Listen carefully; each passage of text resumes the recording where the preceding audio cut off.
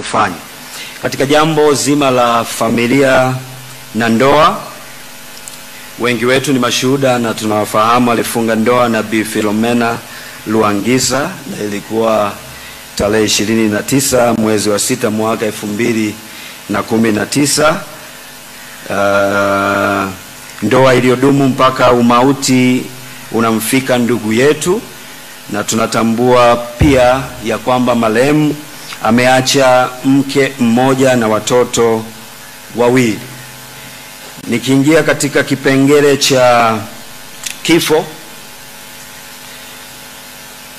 marehemu amefariki kutokana na majeraha yaliyosababishwa na kupigwa sehemu mbalimbali za mwili wake, na imekuwa mara nyingine sio rahisi kuishia hapo tu, lakini nizungumze kidogo.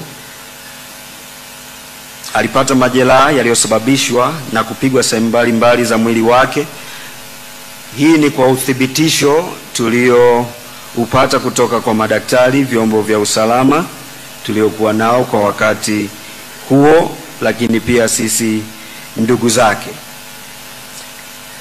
Lakini bado linabaki swali la nani, nini, wapi, kwa namna gani, na hili tunaweza kuishia hapo, kwa maana ya kwamba linaendelea kufanyiwa uchunguzi na vyombo vyetu vya ulinzi na usalama.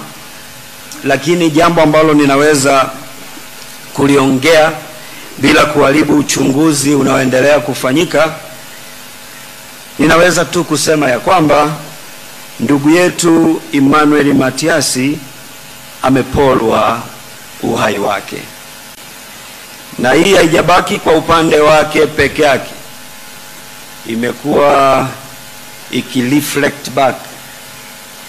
Yeye amepolwa uhai wake, na kwetu sisi sote tumepolwa maisha yake. Kibinafsi amegusa maisha yangu katika nyanja nyingi. Wengi tuliosikia mpaka sasa wakizungumza na kutoa shuhuda wameguswa na mambo mbalimbali aliyoyafanya katika maisha yao. Kwa hiyo licha ya kupolwa uhai wake, sisi tumepolwa maisha yake kwetu, na nitoe rai kwetu ama changamoto tu ya kwamba kwetu sisi tunaobaki tukimtazama namna alivyokuwa na maono, utekelezaji, kwa sababu kuwa na maono ni jambo moja, kutekeleza ni jambo jingine. Tunachukua hatua gani kuyaenzi mema mengi ambayo ametuachia?